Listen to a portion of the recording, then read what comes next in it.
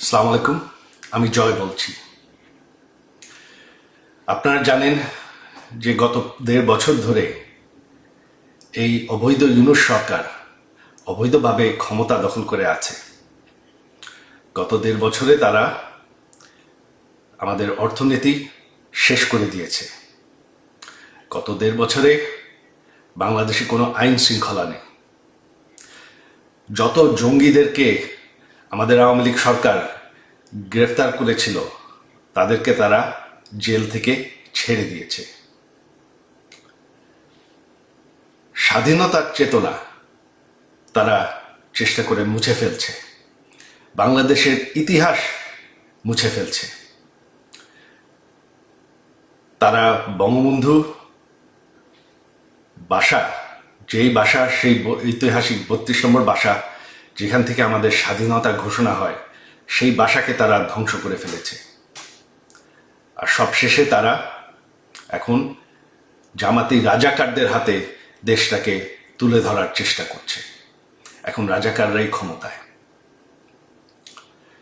এখন তারা চেষ্টা করছে বঙ্গবন্ধুর কন্যা প্রধানমন্ত্রী শেখ হাসিনাকে বিরুদ্ধে অবৈধভাবে আইন বদলায়, মিথ্যা মামলায় গায়ের জোরে সাজা দিতে। তাতে কোনো লাভ হবে না। তবে আমাদের দেশের ভবিষ্যৎ এখন অনিশ্চিত। দেশটাকে রক্ষা করতে হবে।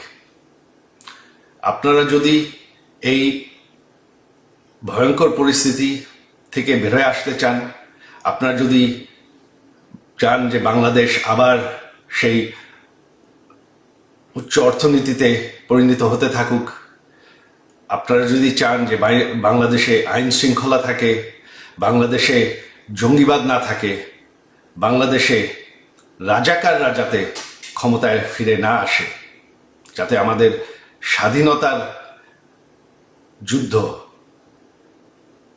সেটা যাতে মুছে না ফেলা হয়, তাহলে আপনাদের এখন দাঁড়াতে হবে। আপনারা জানেন ১৩ তারিখ আগামী পরশুদিন আমরা ডেকেছি ঢাকা অবরোধ। ঢাকা অবরোধকে আপনাদের সফল করতে হবে। আমার অনুরোধ আপনাদের প্রতি যে আপনারা কেউ, এরা গায়ের জোরে চেষ্টা করছে, তবে আপনারা কেউ কাজে যাবেন না। ছাত্রছাত্রীরা স্কুল কলেজে ক্লাসে যাবেন না। দোকানপাট, বাস, রিক্সা সব বন্ধ রাখবেন।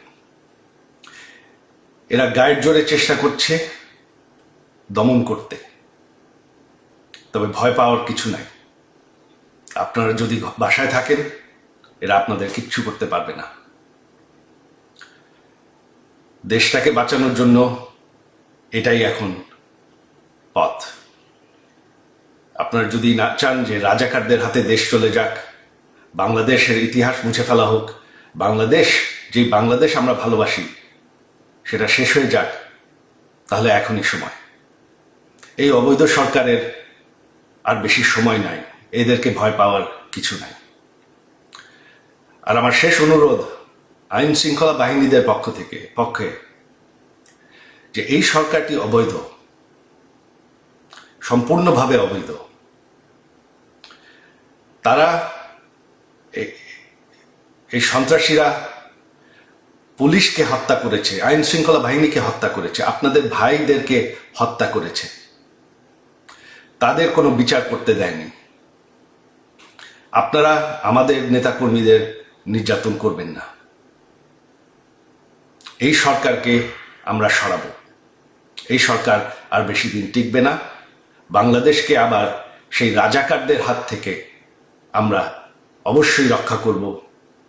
৭১-এর আন্দোলন আমরা যুদ্ধ করে জিতেছি। এই আন্দোলনও আমরা সফল হব।